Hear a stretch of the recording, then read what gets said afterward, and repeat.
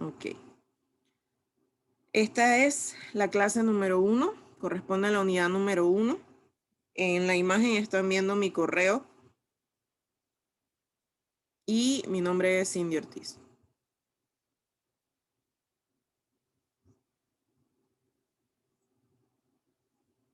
Bien, la antropología forense es la disciplina que aplica el saber científico de la antropología física y de la arqueología al mismo tiempo durante la recogida y análisis de evidencia legal. Recordemos que un antropólogo físico es el que se dedica meramente al estudio de los huesos, mientras que la antropología arqueológica es la que estudia los restos o los artículos encontrados, por ejemplo, en tumbas antiguas, en templos antiguos, etcétera, etcétera. Entonces, simplemente lo que hace la antropología forense es combinar ambas ramas de la antropología para poder dar ayuda al proceso de investigación judicial.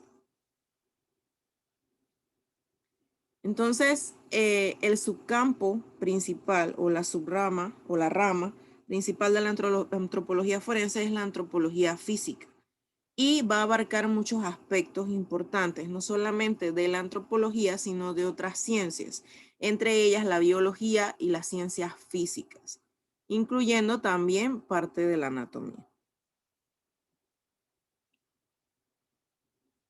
Ahora bien, ¿qué hace un antropólogo forense o qué debe hacer? Sé que en nuestro país el directorio de profesionales no es muy amplio y quizás a todos les corresponderá hacer parte de esto.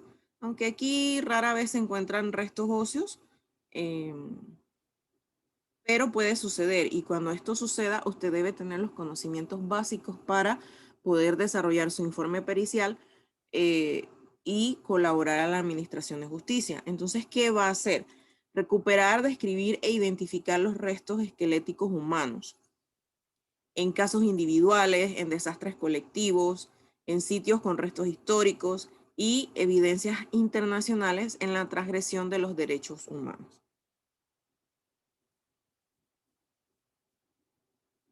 ¿Quién es el anatomopatólogo forense? No es más que un médico especializado en el reconocimiento y diagnóstico de enfermedades. Utilizarán entonces su conocimiento de la enfermedad y muerte, pero para fines de la administración de justicia. Y usualmente, sobre todo en nuestro país, son empleados por instituciones gubernamentales. Nuestro país lleva desde el 2008 tratando de fomentar la parte privada de la investigación eh, en los aspectos de criminalística y patología y todas las ciencias forenses, pero todavía estamos verdes. En otros países sí es posible encontrar peritos médicos o peritos de cualquier otra ciencia forense que brindan sus servicios de manera remunerada, pero privada, a la Administración de Justicia. Este médico entonces va a realizar una necropsia a los cuerpos portadores de restos de tejidos blandos o de carne para determinar la causa y manera de muerte. Esta es una de las diferencias entre el médico y el antropólogo. ¿Okay? El médico entonces será quien a menudo recabará información de datos adicionales de otros especialistas, entre ellos los dentistas y los antropólogos forenses. Ahora, el antropólogo forense, por su parte, ya sea físico de huesos o arqueológico de huesos o restos antiguos, analizan y estudian los restos humanos antiguos y lugares históricos de asentamientos humanos y asumen la responsabilidad de excavar delicada y protocolarmente el sitio de hallazgos, ¿no? Utilizan métodos científicos que durante el largo de los años han demostrado ser útiles. ¿Okay? Y el antropólogo físico, que es el experto en los huesos humanos, va a analizar los restos humanos. Ahora bien, después de estas definiciones, les pregunto, ¿en qué se diferencia el trabajo de un antropólogo del trabajo de un médico forense o anatomopatólogo?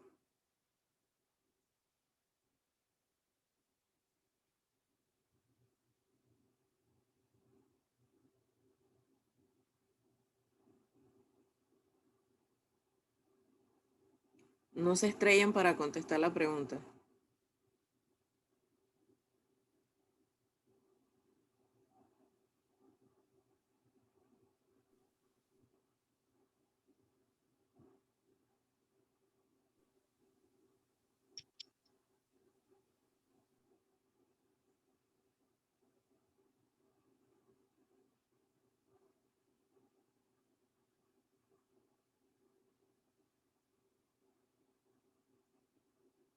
No me están prestando atención, chicos. ¿Alguien sabe la respuesta? Bueno, profesora, que el médico forense es el que realiza un examen clínico a un cadáver y el antropólogo es el que trata de analizar los restos óseos, por decir así. Ujú. Perfecta lo que ha dicho, solo le falta una palabra a lo que usted ha dicho. ¿Alguien sabe qué palabra es o qué grupo de palabras le faltan a la compañera para que lo que ella ha dicho esté completo?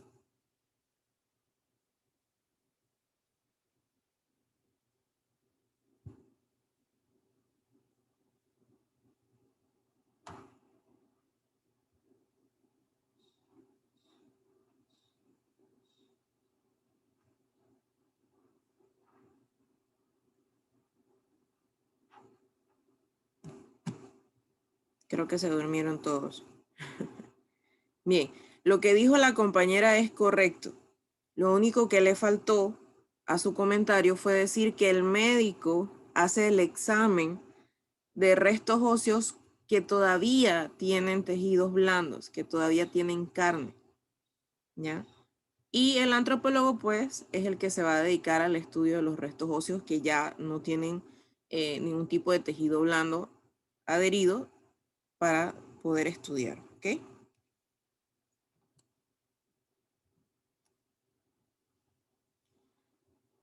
Bien, entonces lo importante aquí es que el trabajo de ambos tiende a superponerse. Por ejemplo, el médico forense trabaja en un cuerpo con carne, mientras que un antropólogo en el esqueleto. El médico forense extrae los datos de tejidos blandos, mientras que el antropólogo extrae sus datos de tejidos duros. El médico trabaja con tejidos momificados, realiza identificación visual, realiza una necropsia y plasma su juicio sobre causa y forma de muerte en un informe escrito. El antropólogo, por su parte, va a estudiar los traumas óseos como elemento principal de muerte, va a identificar el tiempo que tienen los restos y la atención recibida y al final va a hacer un análisis y dar su opinión que debe añadirse al informe que va a hacer el médico forense. Entonces, como ven, no es más que una complementación de tareas que al final, pues, su objetivo principal es ayudar a la administración de justicia. ¿Cuáles son los objetivos de la investigación antropológica? Pues más que nada identificar los restos, determinar la causa y forma de muerte, estimar el momento del suceso o del deceso, captar toda evidencia física que pueda apoyarnos a dar una conclusión o que conduzcan a recabar información posterior.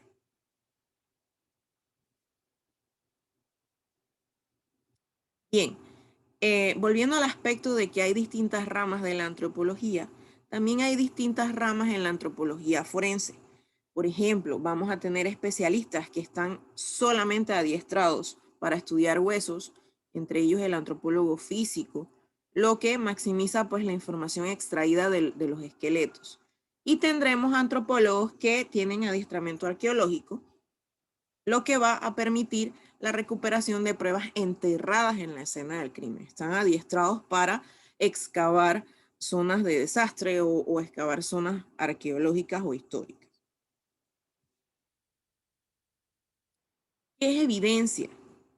No, la evidencia no es más que todo aquello que aporta pruebas inmediatas o que puede aportarlas en el futuro después de analizarlas, y es el término definitivo que acompaña a la declaración cómo se presenta ante un tribunal. Toda evidencia, como dice su definición, debe ser analizada porque quizás ahorita nos dice algo, pero luego del análisis nos puede complementar o nos puede dar mayor validez al criterio que estamos dando como investigadores. ¿Cuáles son los tipos de evidencias que existen? La evidencia física o real, que es la que en realidad cuenta más durante la administración de justicia, la que puedo ver, tocar, puede ser sustancial o tenue, porque incluso hay evidencias en trazas, y el material puede ser recogido, analizado e interpretado mediante el método científico.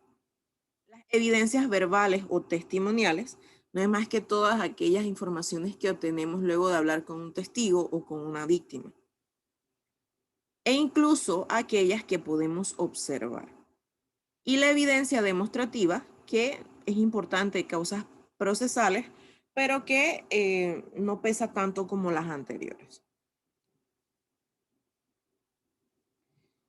Lo importante de la investigación y de las evidencias es el transporte que se le da a las muestras, ¿sí? O a la evidencia. Toda evidencia se vuelve inútil si no es manejada con cuidado, desde el primer momento hasta la presentación ante la Administración de Justicia. Para conservar la evidencia debemos acompañarla no solamente de documentación sólida, escrita en papel, sino también el procedimiento que vamos a utilizar para recoger las evidencias, cómo las vamos a embalar, después cómo las vamos a transportar al laboratorio respectivo, cómo se procesan en este laboratorio, cómo durante el proceso de la evidencia yo también trato de conservar la misma, el análisis objetivo de la evidencia y de la información que puedo recoger después de analizarla, e interpretarla para poder dar un informe más detallado e incluso exacto de lo que estoy estudiando. Recordemos que la prisa es el peor enemigo de la evidencia real. Entonces, algunos ejemplos de los métodos apropiados para la manipulación de la evidencia física. Usted debe documentar todo lo que ve. Usted tiene varias opciones actualmente. Usted lleva su libretita de apuntes, lleva los formularios del instituto que le ayudan después a hacer su informe, puede llevar una cámara de fotos, puede llevar una cámara de video y puede llevar incluso una grabadora y puede ir grabando todo lo que usted va viendo, cosa que de repente uno no escribe muy rápido, pero uno habla, graba las cosas y quizás esto le complementa el, el informe y la investigación. La forma de recolectar las evidencias, permitiendo la cadena de custodia y conservando y almacenando adecuadamente estas evidencias. Son 4 puntos fundamentales de la conservación de las evidencias. Entonces, ¿cómo vamos a gestionar las muestras? Esto ya es parte de la cadena de custodia. Más que nada, usted debe darle número al caso, que eso ya se lo dan cuando llega el oficio a la oficina del instituto y le dicen tiene que ir a realizar una inspección a este lugar, ya usted lleva su número de caso.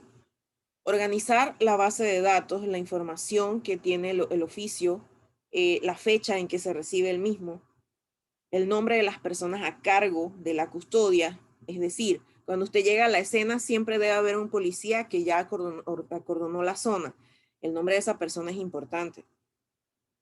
Y al final de usted realizar la inspección, también debe anotar el nombre de las personas que quedan.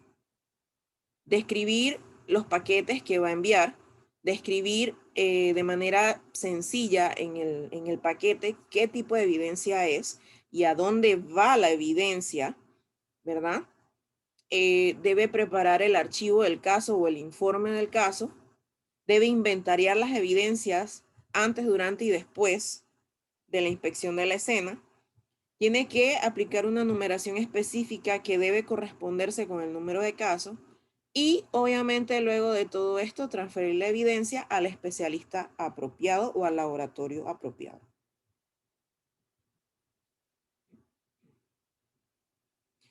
En esta imagen estamos viendo entonces un esqueleto en orden anatómico para inventariarlo, ¿ok?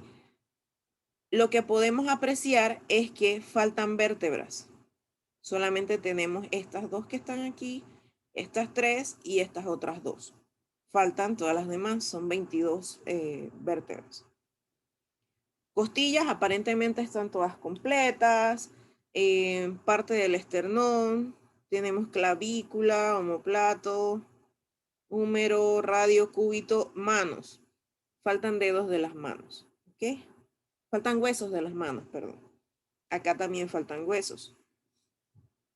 En cuanto a cadera, falta la cadera derecha, tenemos fémur, tibia, peroné y faltan los pies, ¿ok? Entonces, al tratar de acomodar los huesos en orden anatómico, nos vamos a ir dando cuenta qué falta, ¿ok? Y podemos ver también, darle continuidad a algunas marcas en los huesos, que quizás si los estudiamos uno por uno, no vamos a poder dar un criterio sobre la posible causa de muerte. Bien, vamos a lo complicado del asunto. En la identificación de restos óseos es importante la antropometría craneal. La antropometría es una disciplina que estudia las diferentes medidas que son posibles obtener de un cráneo humano o de un cráneo de cualquier animal. Estas medidas se establecen por medio de la localización de puntos craniométricos y se utilizan instrumentos como este. Quizás no se ve bien, pero este instrumento va a medir de manera lateral de punto a punto y aquí él tiene una reglita, ¿verdad? Lo que permite que entre más se abre la pinza o más se cierra la pinza, esa es la medida correspondiente a este punto, esta medición de punto a punto, ¿ok? Vamos a ver un poquito de anatomía básica del cráneo. Primero que nada, tenemos que saber cuáles son los planos. Bien, tenemos un plano medial o sagital, que es el que pasa entre los ojos, por medio de la nariz, por medio de la boca, por medio del pecho, encima del ombligo, por medio de los genitales y ya hasta allí. Bien, tenemos un plano coronal que nos va a dividir en una parte anterior y una parte posterior, que es esta línea que está aquí, ¿verdad? Y tenemos un plano transversal u horizontal que nos va a dividir en una parte superior y una parte inferior. Esta es una vista frontal del cráneo. Tenemos los huesos del cráneo en distintos colores y tenemos algunos puntos craniométricos, por ejemplo, aquí entre el frontal y el nasal, donde se unen los dos huesos nasales, está el nasion. ¿Ok? Ese es un punto craniométrico. Tenemos el hueso frontal, los huesos parietales que casi no se ven, el hueso temporal que también casi no se ve, tenemos las alas menores del esfenoides que están en amarillo, los huesos nasales en naranja, el hueso lagrimal que es este moradito pequeño, el hueso etmoides que es el celestito que está un poquito más atrás, tenemos el maxilar superior en verde, el cigomático en un color naranja un poco más oscuro, y el maxilar, maxilar inferior o mandíbula que está en gris. En esta vista lateral del cráneo tenemos entonces los otros huesos que no se apreciaban bien, el parietal, el temporal, las alas mayores del esfenoides, tenemos el terion, que como ven en la imagen que les mencioné, aquí lo que estamos midiendo es el terion derecho con el terion izquierdo, ¿ok? Este punto que está aquí entre donde se unen el frontal, parietal, temporal y el esfenoides. Que es este punto que está aquí, ¿ok?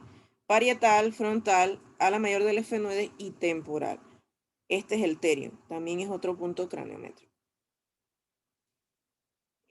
Podemos ver mejor el hueso lagrimal, pero el etmoides como que se esconde un poquito hacia atrás.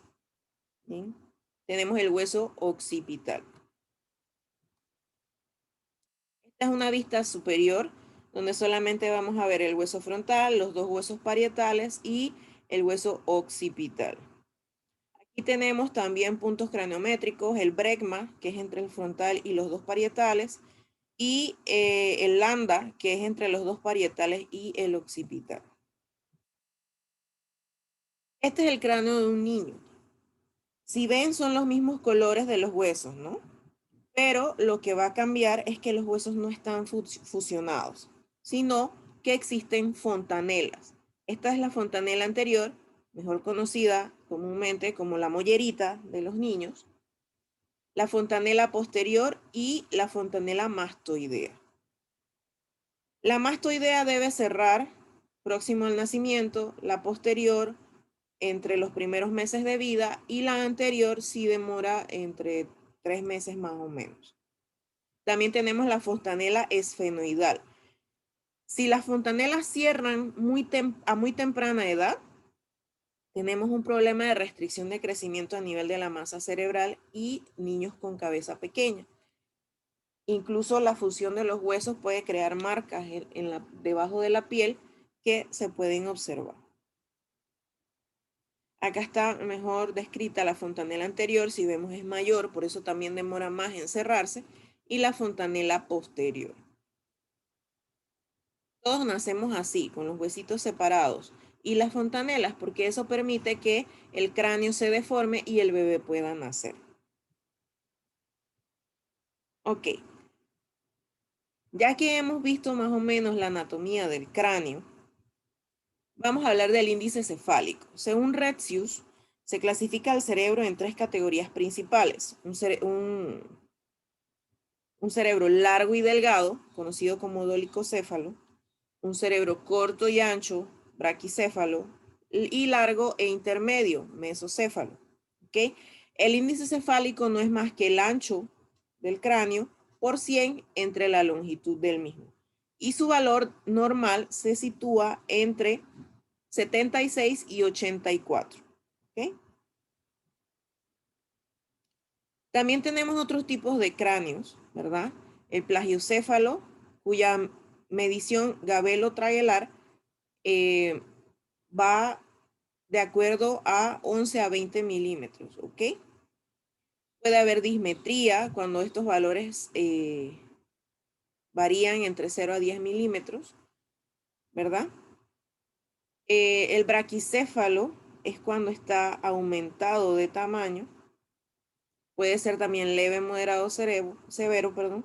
Y el escafocéfalo, que es cuando el cráneo está pequeño y también es leve, moderado, severo. Eso va dependiendo de cuántos milímetros de diferencia tenga del valor normal, que es de 76 a 84. ¿Ok?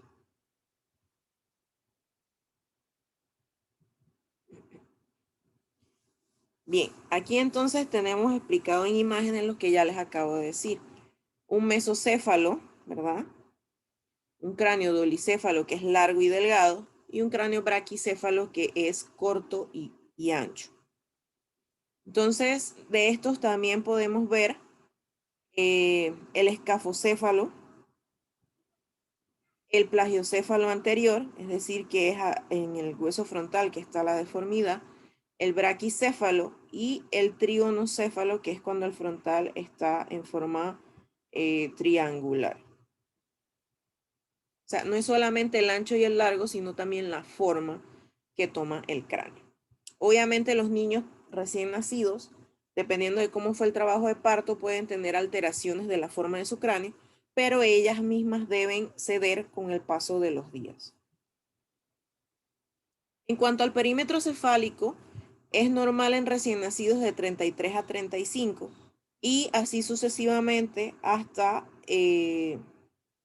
los niños preadolescentes de 4 a 10 años de 48 a 52, los adolescentes de 52 a 56, en los hombres ya desarrollados de 59 a 62 y en las mujeres de 55 a 59. Esos son rangos normales, ¿ok? Pero pueden haber ciertas variaciones. El perímetro cefálico se mide, por ejemplo, como si usted se fuera a poner una corona. Es todo alrededor de la tapita de la cabeza, ¿ok? En cuanto al índice facial, nos va a ayudar a determinar el tipo de rostro que tiene o tenía la persona, ¿verdad? Una cara normal está aproximadamente entre 97 y 104, y una cara alargada mayor de 104, una cara ancha menor de 97. Y más que nada vamos a medir el largo de la cara entre el ancho de la cara por 100. Estos son otros puntos craniométricos importantes. De esto es que van a desarrollar el taller de la unidad, van a dibujar el cráneo y van a colocar los puntos craniométricos y sus nombres. Recordemos que este que dice N es el nasion, ¿ok? Es el punto craniométrico que se forma de la unión del hueso frontal con los dos huesos nasales. Esta es una vista lateral. Aquí falta el terion, que es el de la unión del frontal, parietal, temporal y esfenoidal. Esta es una vista inferior, ¿verdad? Acá tenemos otros puntos que nos pueden ayudar en la medición. Y bueno, más que nada esto lo deben desarrollar en el taller, ¿no? Aquí están los ejemplos de los puntos, aunque en esta imagen falta el terion, porque no es un punto en sí, sino es toda la unión, ¿no? Pero tenemos la vista anterior, la vista lateral, la vista inferior. ¿Ok? Bien, chicos, ¿tienen alguna pregunta?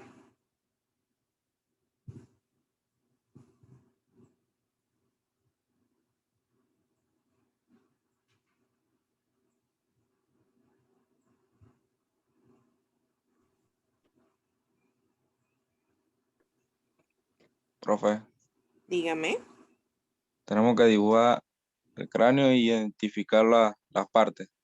Mire, pueden tomar estas imágenes como referencia, pero en vez de las siglas del punto, creo que del documento que saqué estas imágenes estaba la descripción punto por punto, ¿ok? La pueden poner así mismo o dibujarlo y después ponen una reseña con el nombre de cada punto.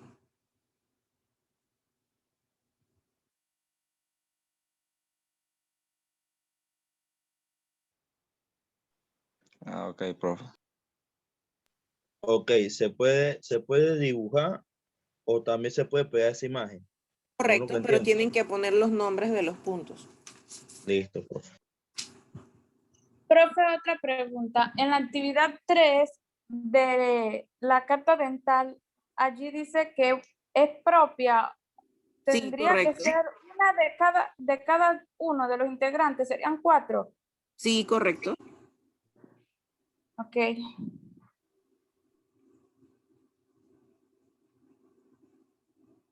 Pueden empezarla a hacer o pueden esperar hasta que demos la clase 3 y después empezar a hacerla.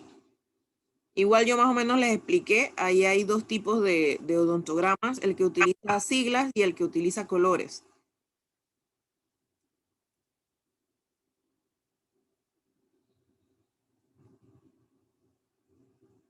¿Alguna otra pregunta, jóvenes?